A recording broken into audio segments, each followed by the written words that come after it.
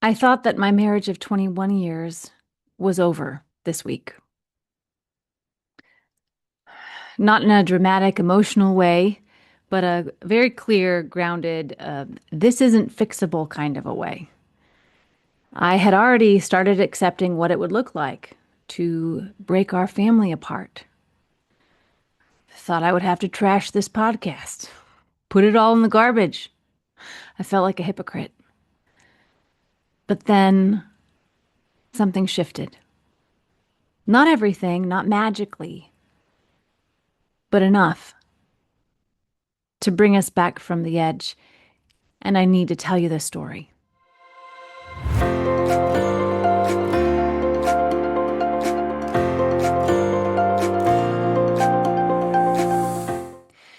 This episode is coming from a very real, very raw place.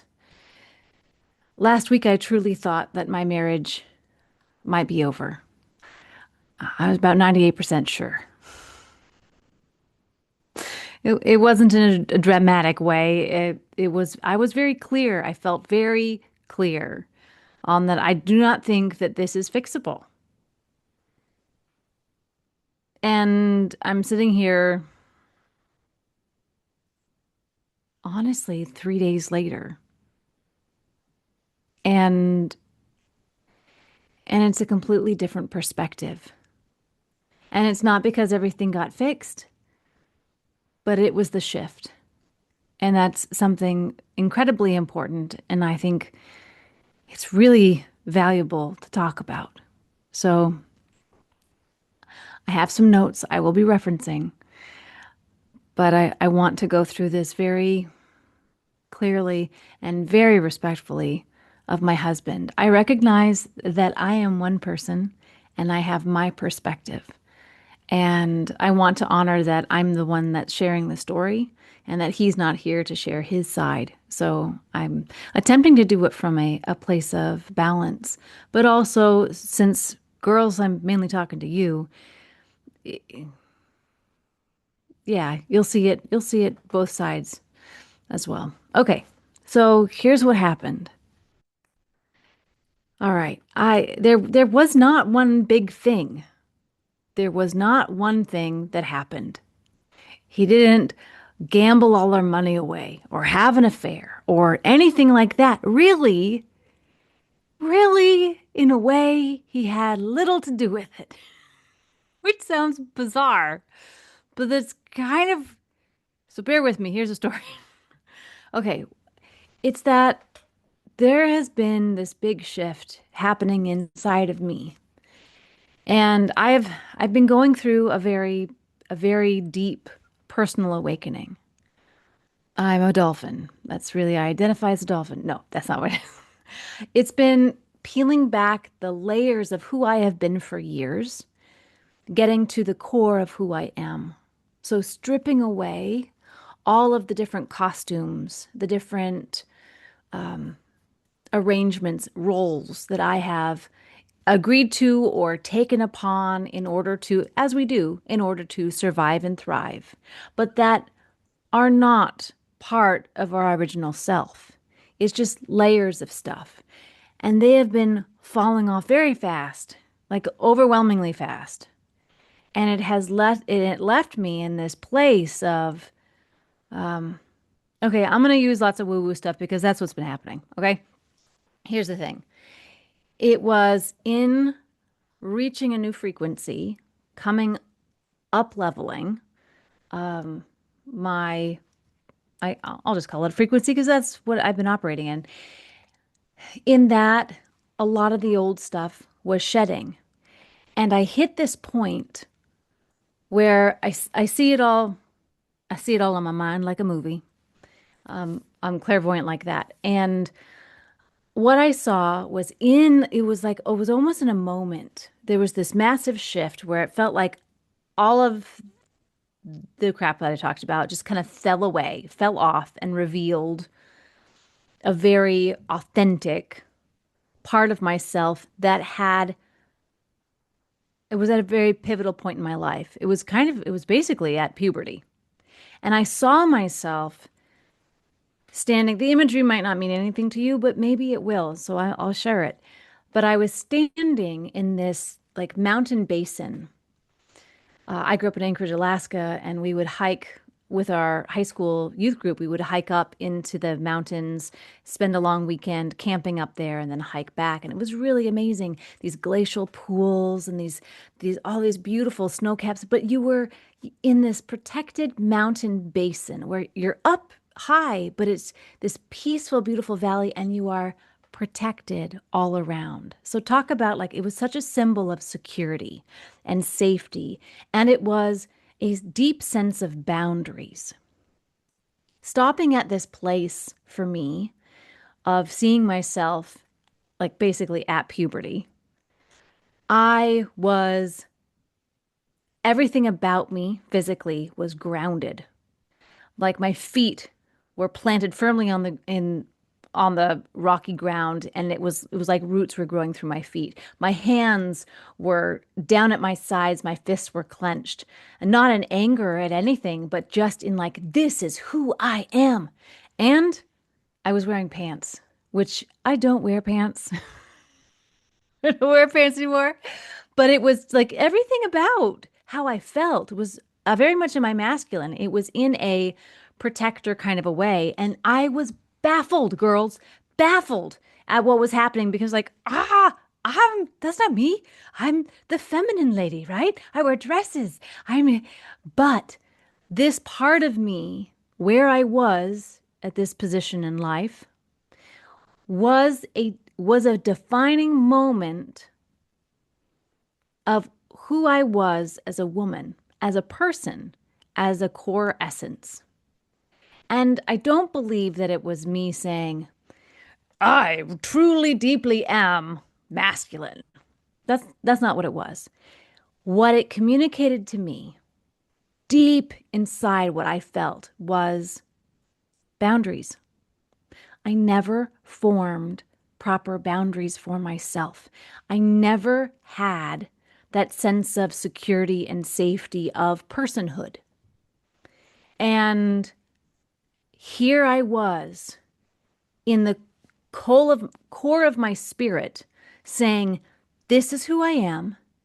This is my territory. I claim it and I say no.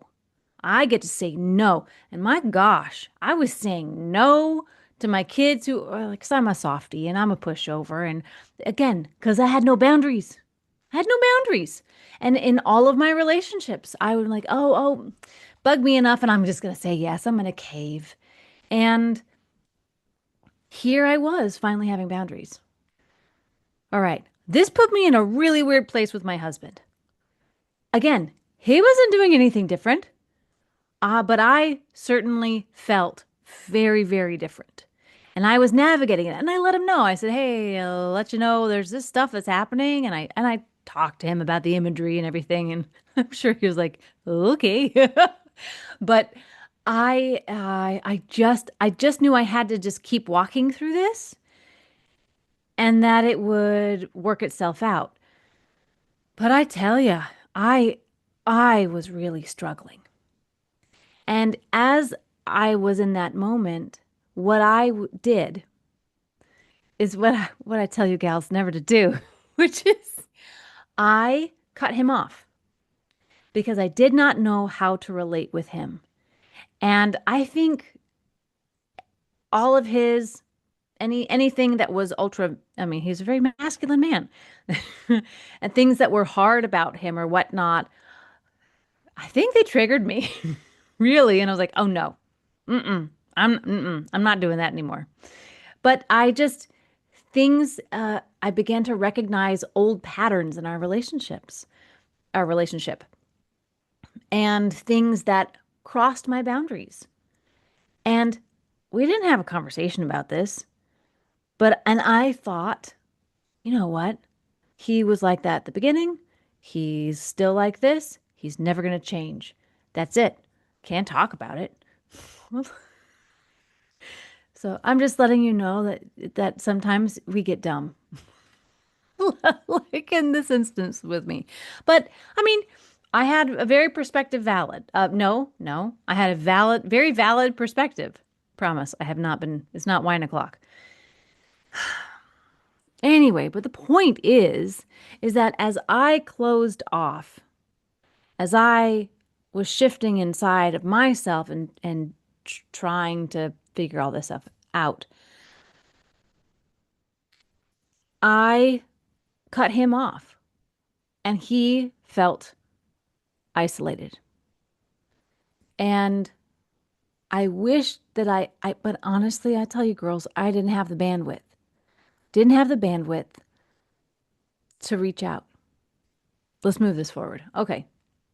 So I had reached this point where I was like, you know what?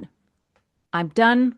I want something different in my life. This makes so much sense though, when you are at a point like if when you are in this personal transition of life and you're redefining your relationships, you are defining your boundaries, that things are going to change. It all felt super, super radical inside of me. So, I mean, he clearly felt like something's wrong. I didn't even know how to talk to him, and I didn't want to talk to him because I didn't have my words figured out, and I didn't want to argue about it. I just knew how I felt, and I just didn't know what to do except keep kind of ignoring him.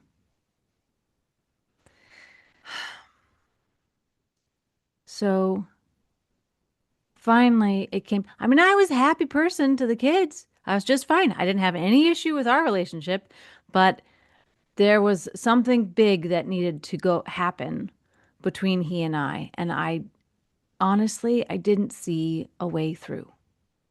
I felt like I had done a lot of the work and I'd done everything and I didn't have any more to give.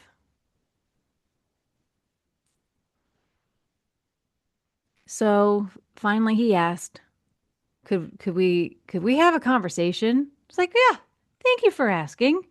Sure, you bet. And it took like a day or two, and we went out for a walk. That was maybe that wasn't a great idea.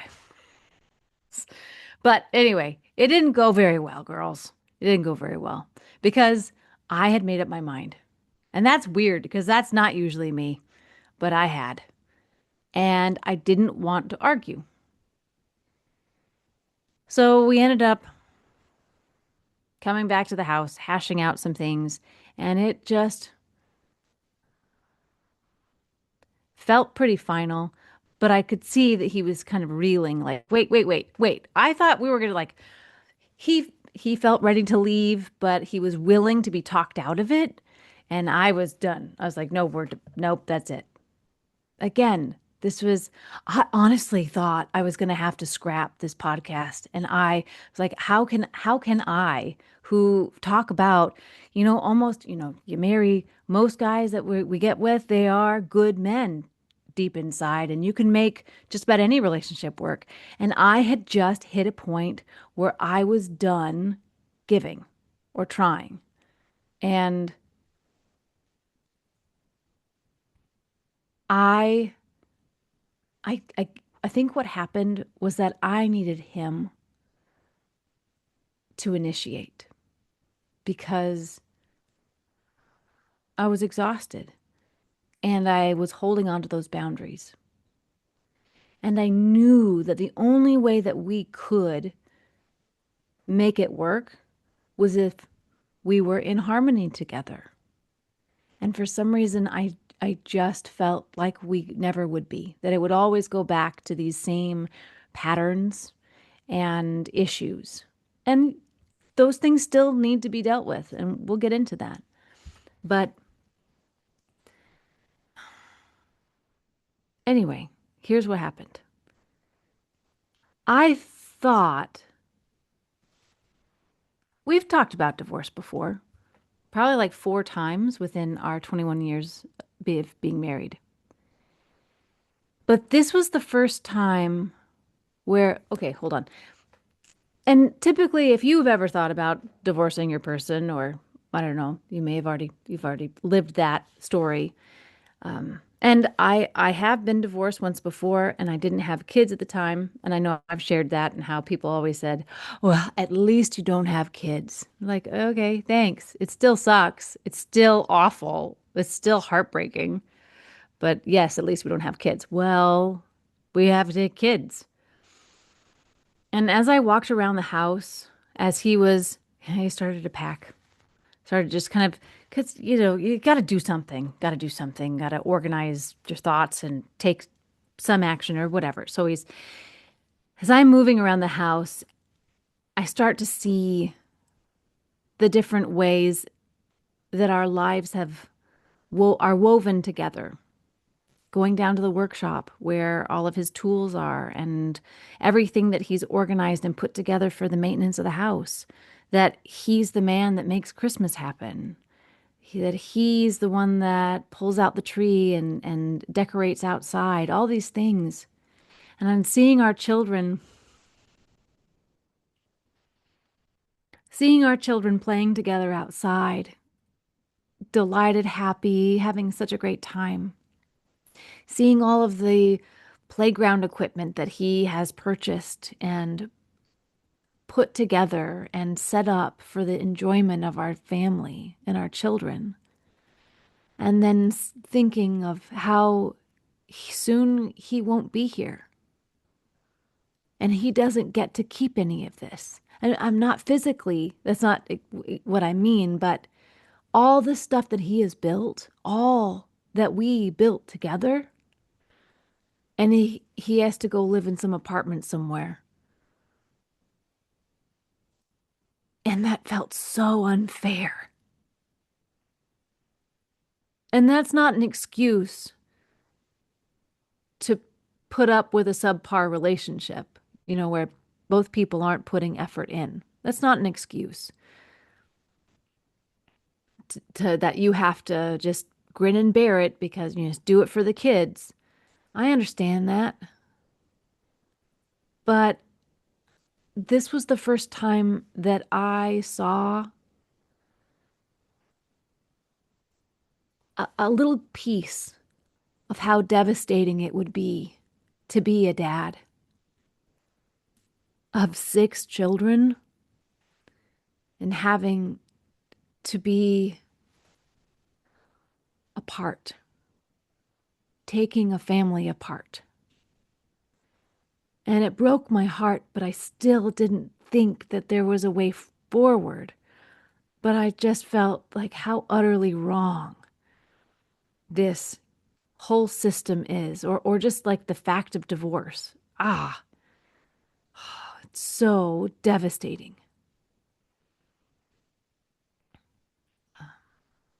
He had some talks with our big kids.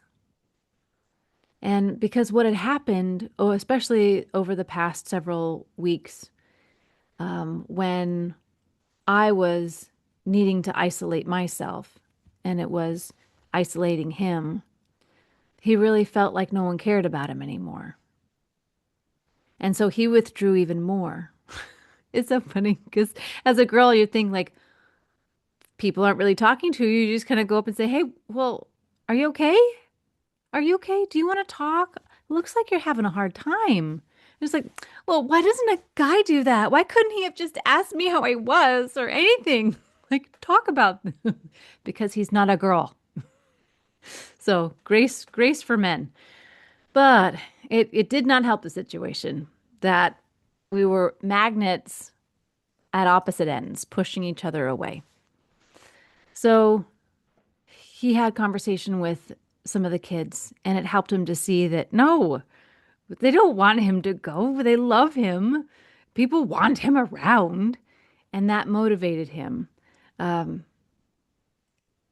to see what was possible. So, but all in this time, we're just walking around the house and I'm taking care of people and I'm kind of trying to check in and like make sure because our kids knew that this was what was happening and a little bit of why and he shared his side with them and I had shared mine and It, I mean, all of this is so gross, but it's just the fact. It is the reality of it. This is what happened. And then it gets to be bedtime, and we'd finished watching a movie or something, and the boys were gathering in their room and had started reading some board books, like the cardboard books, to our youngest, Parish. And they were so adorable together, and it was just so sweet that it just kind of attracted everybody. And so I came in and sat on the floor with them as they're reading, and then my daughter, youngest daughter, came in, and then my husband came in. And he just sat down in a chair, and his body language and everything was, I'm here, I'm present, I'm involved. I just want to be here. And then I brought one of our sleeping children that was on a couch. I brought him upstairs and lay him in the bed. And I stopped in my girl's room, and I told my eldest daughter, hey, if you want to, there's this kind of magical thing that's happening. It's really sweet.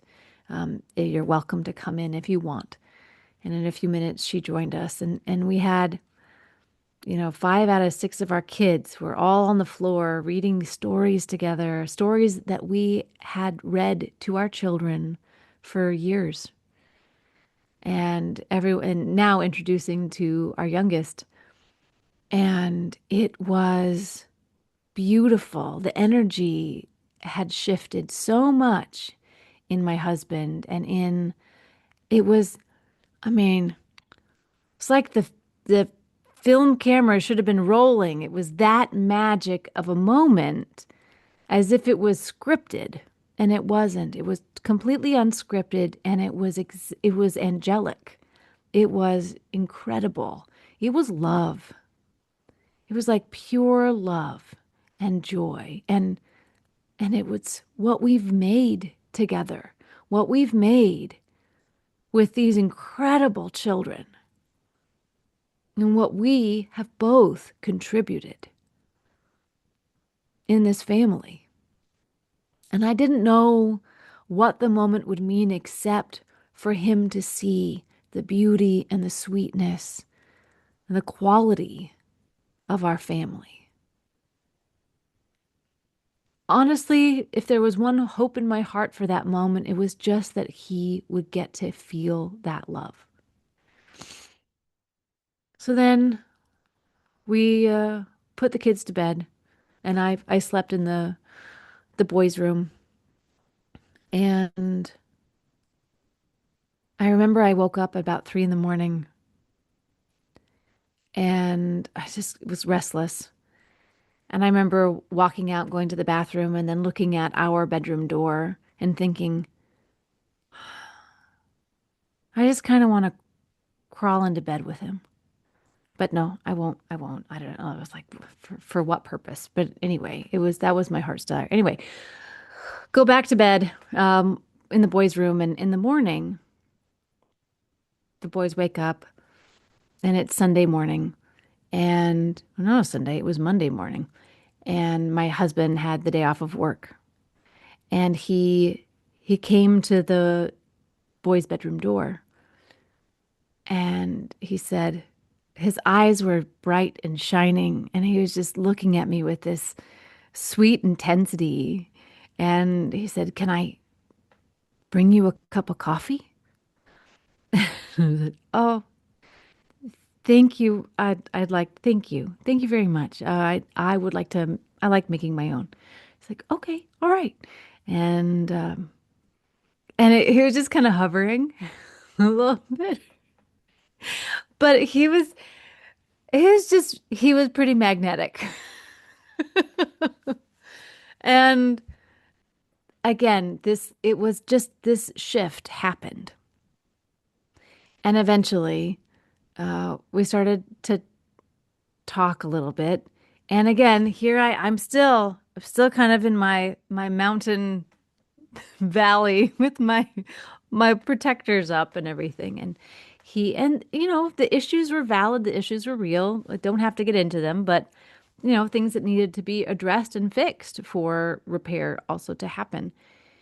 So it's not like, oh, he's being nice to me. There's no problems anymore. No, it's not that. But it was an invitation. He was giving me an engraved invitation to the point where he said so shyly, would you like to go on a date with me tonight? I would like to take you on a date. Would you join me for dinner tonight? We can go to our favorite place. And I was like, yes, I would actually really like that. So, I mean, I'm so grateful that he stepped. I don't think he needed to. I think not just because, like, well, he's a man, but I think that he needed to step forward and make that move to claim his territory. I tell you what. Hmm. And as girls, we want to be pursued. That is the function. That's how it operates. He dances and then we say yes or no. And that's not like a marionette dancing, but like the birds with their mating dances. That's what I mean. So anyway, so he asked me on a date and we you know what happened? This was the thing. This is the thing that happened. Connection was restored. We both started moving towards each other. And that's the key. And that's the challenge of it because it's great if one person is moving towards the other, but if the other person keeps running away or keeps putting up walls, you can't make any further progress except for that person who's pursuing is just going to be sitting by the wall, just waiting. And that is hard and exhausting, I think, for both parties. But sometimes that needs to happen too. But here we are. Here was the shift of restored connection. Now, typically, we don't go through these self-actualizing experiences all the time where we get so thrown for a loop we don't even really know who we are. Like I was navigating, and it is a lot easier to move towards each other or to inspire our guys to come move towards us. And but I was just at a place where I had no bandwidth for it and I had no more energy of moving towards and I needed to be right where I was, grounded with my boundaries of personhood, and I needed him to come to me. And I'm so glad that he did. So we restored connection. Later that night, we went on a date. It was lovely. It was lovely. And um and I told him that, hey, I so appreciate this. This was thank you, thank you. And I am nervous because I have things like the issues we still need to talk about, and I am nervous about it. And he was patient about it and understanding.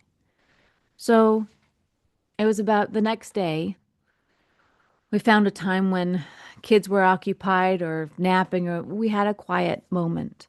And thankfully, he made that a priority to like, hey, let's capitalize on this quiet time that we rarely ever have. And I sat down and wrote out some notes. And and here's the thing that I think is really important, especially when you are talking about trying to repair a relationship. Listen up. If we've been in a relationship longer than like 2 weeks, we have history with that person, right? And if you want resolution, you cannot go out attacking. You can't. It doesn't work that way. It doesn't solve anything for you to attack. So how can you most respectfully share your feelings and your opinions? And, you know, thankfully he dealt with it like a champ And I did my best to be respectful in sharing these concerns and observations and things that really were issues to me. But honestly, once we talked about it and I saw that he wasn't going to be defensive and whatnot, and he was accepting those issues, which seemed unfixable. Remember, 3 days before, I thought that they were unfixable. Those issues deflated like a balloon into a tiny, tiny little plastic shrivelly thing. And there's still, things about us that do cause have negative patterns. They still like and here's the other thing. Let me finish that part up. That those things, behaviors, they need to be addressed. They do. And we need to work on them. We are responsible for our crap. And it's the crap that we bring into relationship. We've got to deal with it. Got to deal with our crap if we want to have the most beautiful connection together and a loving, balanced relationship so that we get what we need and they get what they need. It's math. So here's what happened. When he showed me that he was willing to be receptive to what my issues were, I began to see all of my issues. Not even all, I'm sure. I didn't see all of my issues, but I began to see my issues too. And I was very convicted of areas where I have fallen short.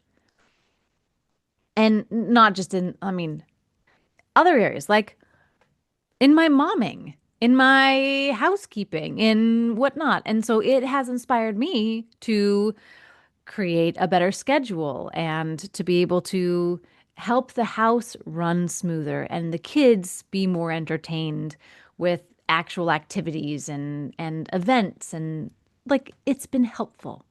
But I was able to see, like, thanks to him being bold enough, strong enough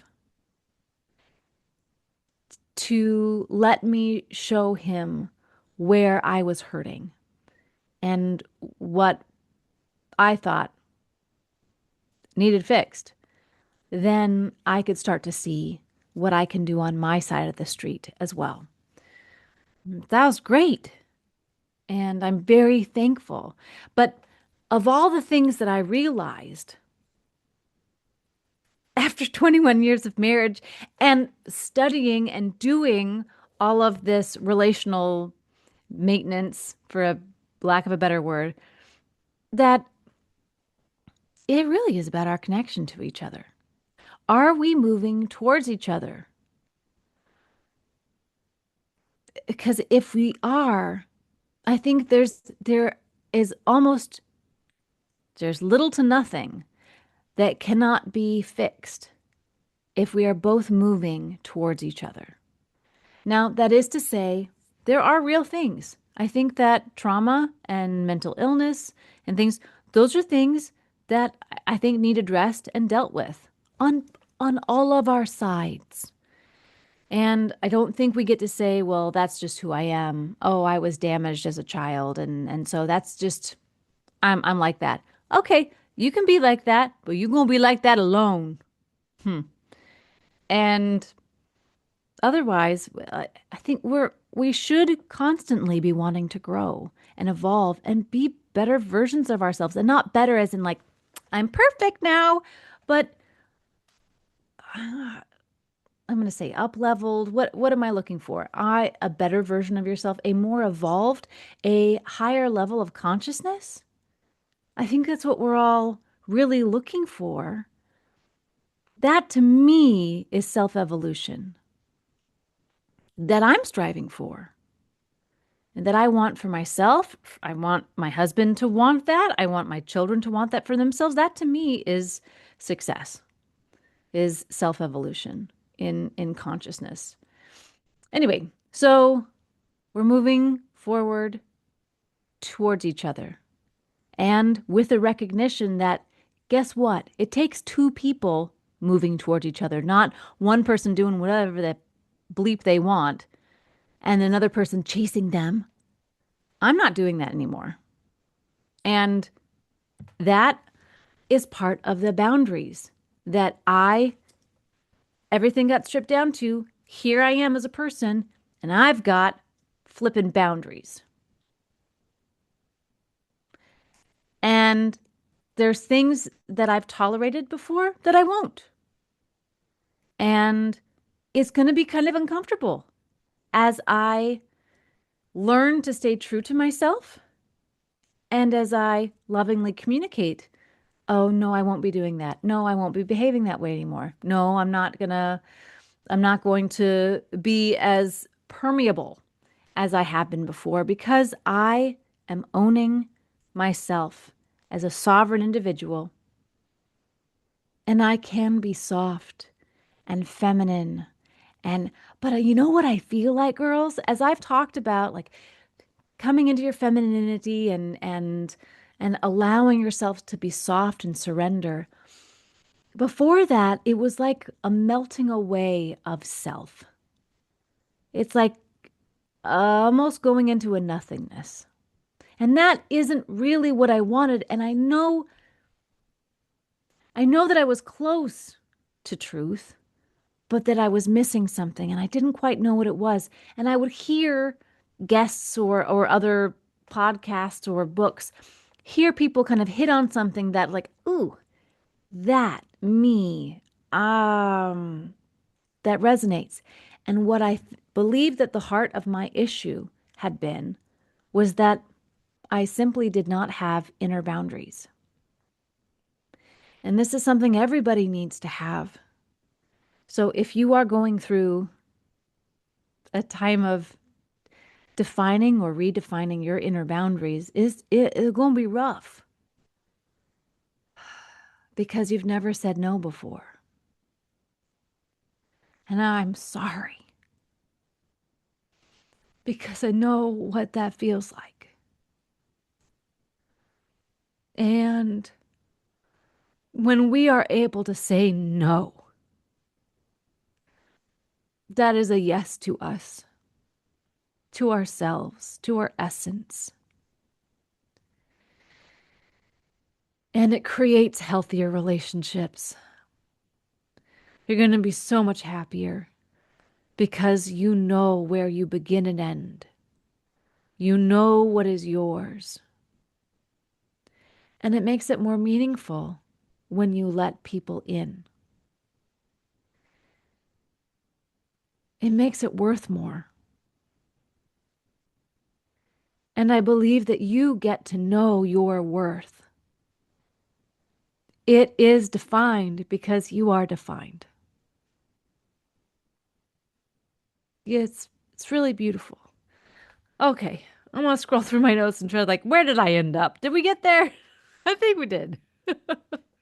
Okay, so let's move forward a little bit. I still can't believe all this. Like, this is why this was I've been through hard weeks in my life, hard days, but this was, I, I may not have cried as much as I've cried in the past over various things, but I was absolutely devastated and my heart was utterly wrecked seeing my children process the very high likelihood that my husband was not going to be in our family anymore. And I will say, girls, as you have contemplated finding a new man or starting a new life or moving to Costa Rica, uh, if you've thought like me before, there's something thrilling and exciting about starting over and just like scrapping something and beginning again. And there's all that magical tension of, oh, what if and maybe and who knows, where you already have a lot of predictability with that relationship that you have. And it's going to be hard work to figure it out. But guess what? It doesn't feel like hard work to me right now. And from the other things that I have, again, once you maintain or pardon me, reconnect once that connection has returned, it feels easy and fun and delightful. The challenge is maintaining that. And that is what we will be talking about in our next upcoming episodes. As I mean, I'm so glad that at this point, my marriage is very much intact.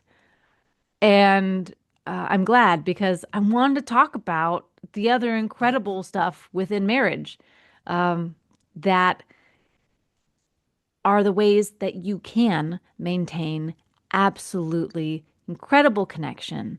But again, it takes attention and intention. So I'm excited to get to that in the next couple weeks as we continue to talk about a heart called home to our marriages. Thank you for being here with me and listening to this.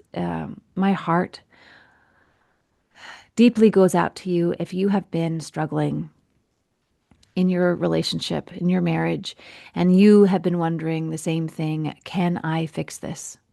Or thinking, I don't want this anymore. It is an incredibly hard place to be. I do offer individual coaching. It sounds, I feel silly saying it, but honestly, if you're talking to someone who does not know what it is like, they don't have kids, they've never been married. It's it's not that they don't have wisdom too, but gosh, it helps to have someone who has perspective. But if you are needing someone to walk with you through your issues at the moment and to offer you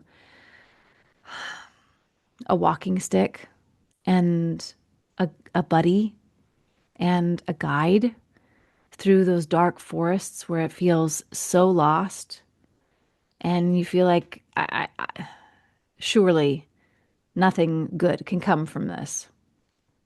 I'd be delighted to talk with you. So you can find out more at wholewomanawakening.com for my one-on-one whole woman mentorship program. And anyway, but also just feel free to email if you want at wholewomanawakening@gmail.com. So to wrap it all up, maybe the question isn't just when do you leave? That's not the question. Because that's what I thought was the question. And boy, I was fixated on it for quite a while. And I was pretty certain I knew. Maybe is connection still possible here? And are both people willing to repair? Because if the answer is yes, there is more hope than you think. If something in today's episode resonated with you and you're feeling a call to go deeper, I'd love to stay connected. I'm beginning to offer whole woman mentorship. This is a one-on-one intuitive support for women who are ready to realign with themselves, their marriages, and their motherhood. I'm also experimenting with a monthly Whole Woman Circle. It's a live, online, guided women's experience rooted in responsibility, presence, and coming home to yourself. You can learn more, join the community, and explore what's unfolding at wholewomanawakening.com. Until next time, may you feel supported coming home to yourself.